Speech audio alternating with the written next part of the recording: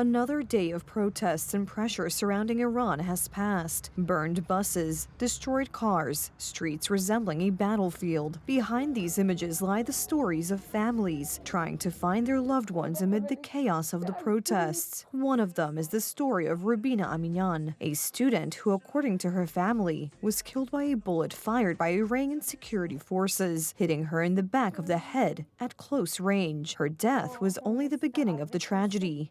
I knew that inaction would never bring her the future she dreamed of. She took to the streets unarmed, with only her own voice. She wanted freedom. She died on her way to a better life. The girl's mother searched the overcrowded morgues, unzipping body bags one after another. When she found her daughter, the family, fearing the authorities, buried her in a hurry in an unmarked grave by the roadside. To this day, there has been no funeral. There are thousands of such stories. Human rights organizations speak of tens of thousands of detainees and an ever-growing number of victims. The regime is announcing further trials, while at the same time planning to cut off the internet almost completely. Only people verified by the state will have access. Down with dictator! Down with... Islamic Republic is close to collapse. Ali Khamenei and his thugs know this. That's why they are lashing out like a wounded animal, desperate to cling to power. The people have not retreated. Their determination has made one thing clear. They are not merely rejecting this regime, they are demanding a credible new path forward. Pressure is also mounting outside Iran. In the United States, the diaspora is demanding that the White House draw new red lines for Tehran.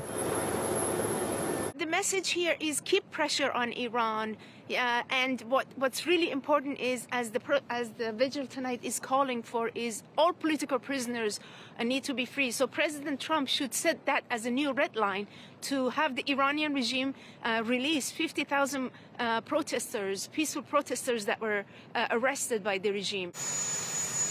The American president says that the pressure has already had an effect and that the announced executions have been suspended.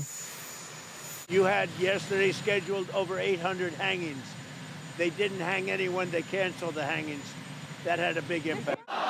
The regime in Tehran denies that it has bowed to pressure and accuses Washington of instigating the protests. Iran's supreme leader has reacted most strongly. We hold the U.S. president responsible for the casualties and destruction. This rebellion was American. The U.S. goal is to swallow Iran. What's more, the regime insists that the executions will go ahead regardless of American warnings. It is unclear whether this is a real threat or a narrative for domestic consumption.